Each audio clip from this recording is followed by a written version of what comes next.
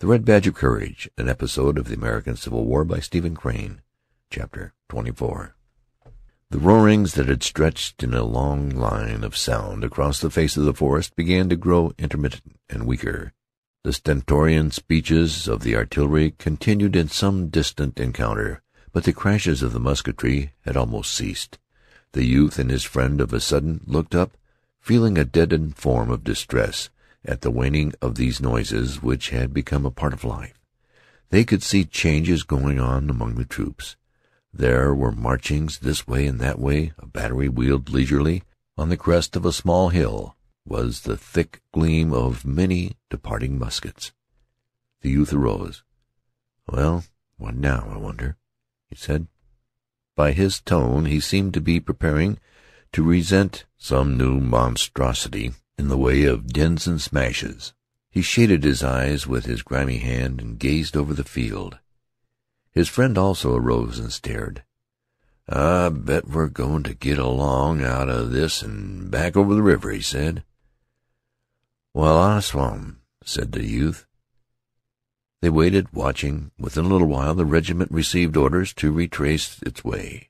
The men got up, grunting from the grass, regretting the soft repose. They jerked their stiffened legs and stretched their arms over their heads. One man swore as he rubbed his eyes. They all groaned. "Oh, Lord!" They had as many objections to this change as they would have had to a proposal for a new battle. They tramped slowly back over the field across which they had run in a mad scamper. The regiment marched until it had joined its fellows. The reform brigade in column aimed through a wood at the road. Directly they were in a mass of dust-covered troops, and were trudging along in a way parallel to the enemy's lines as those had been defined by the previous turmoil. They passed within view of a stolid white house, and saw in front of it groups of their comrades lying in wait behind a neat breastwork. A row of guns were booming at a distant enemy. Shells thrown in reply were rising clouds of dust and splinters. Horsemen dashed along a line of entrenchments. At this point of its march the division curved away from the field and went winding off in the direction of the river. When the significance of this movement had impressed itself upon the youth, he turned his head and looked over his shoulder toward the trampled and debris-strewed ground. He breathed a breath of new satisfaction. He finally nudged his friend. "Well, it's all over," he said to him. His friend gazed backward. "By God, it is," he assented. They mused. For a time the youth was obliged to reflect in a puzzled and uncertain way. His mind was undergoing a subtle change. It took moments for it to cast off its battlefield ways and resume its accustomed course of thought. Gradually his brain emerged from the clogged clouds, and at last he was enabled to more closely comprehend himself and circumstance. He understood then that this experience of shot and countershot was in the past. He had dwelt in a land of strange, squalling upheavals, and had come forth. He had been where there was red of blood and black of passion, and he was escaped. His first thoughts were given to rejoicing at this fact. Later he began to study his deeds, his failures, and his achievements. Thus, fresh from scenes where many of his usual machines of reflection had been idle, from where he had proceeded sheep-like, he struggled to marshal all his acts. At last they marched before him clearly. From this present viewpoint he was enabled to look upon them in spectacular fashion, and to criticize them with some correctness, for his new condition had already defeated certain sympathies. Regarding his procession of memory, he felt gleeful and unregretting, for in it his public deeds were paraded in great and shining prominence. Those performances which had been witnessed by his fellows marched now in wide purple and gold, having various deflections. They went gaily with music. It was pleasure to watch these things. He spent delightful minutes viewing the gilded images of memory. He saw that he was good. He recalled with a thrilled joy the respectful comments of his fellows upon his conduct. Nevertheless, the ghost of his flight from the first engagement appeared to him and danced. There were small shoutings in his brain about these matters. For a moment he blushed, and the light of his soul flickered with shame. A specter of reproach came to him.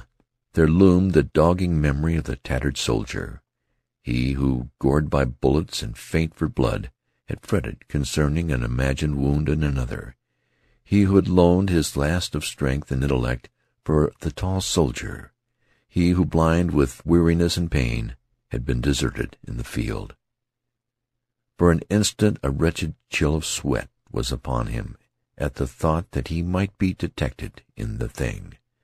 As he stood persistently before his vision, he gave vent to a cry of sharp irritation and agony.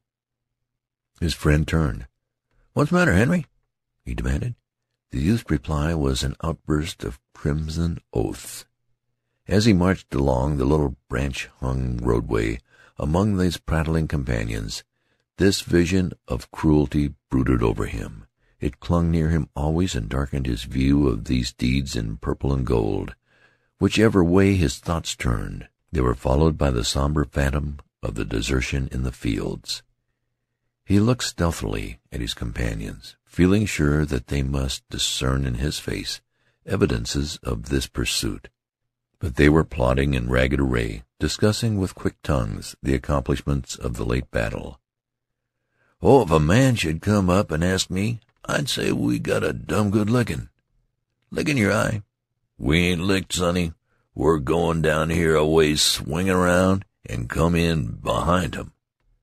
"Oh, hush with your comin' in behind 'em. I seen all of that I wanna. Don't tell me about comin' in behind." "Bill Smithers, it says he'd rather been in 1,000 battles than been in that hell of a hospital. He says they got shootin' in the night time and shells dropped plumb among 'em in the hospital. He says such hollerin' he never see." "That's Ruck. He's the best officer in this here regiment. He's a whale."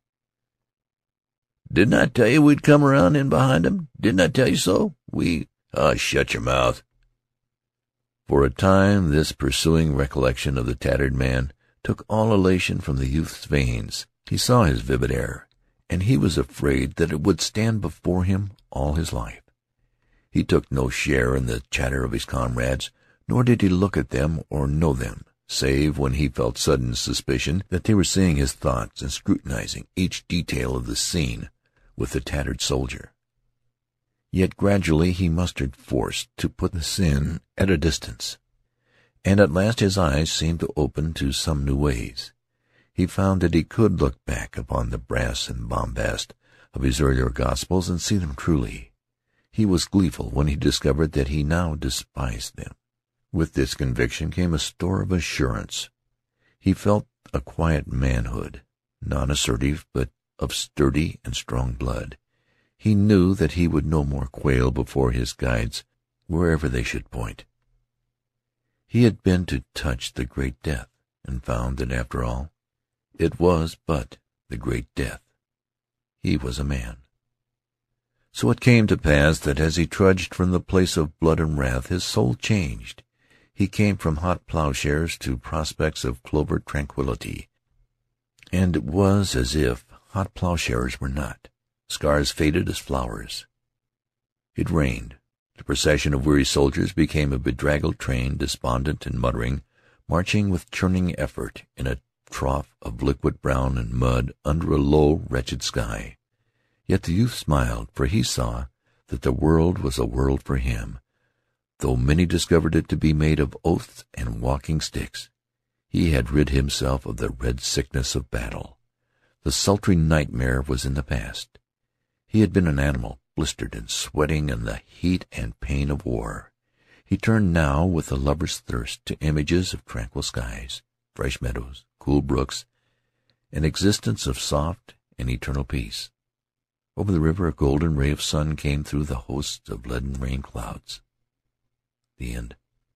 End of The Red Badge of Courage, an episode of the American Civil War by Stephen Crane.